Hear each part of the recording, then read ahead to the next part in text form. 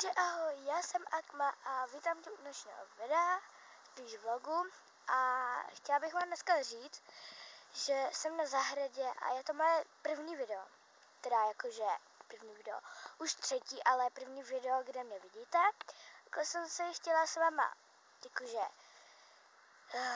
jak se to řekne, přivítat a snad se vám líbily díly z Literia. Já jsem se snažila to natočit jako s dobrou hudbou, ale omlouvám se tam za ten druhý díl, že to byl bez té hudby, protože nevím, jaký, prostě nějaká zvuková stopa se jim tam nelíbila na YouTube, takže asi nějaká zvuková stopa byla, takže nevím.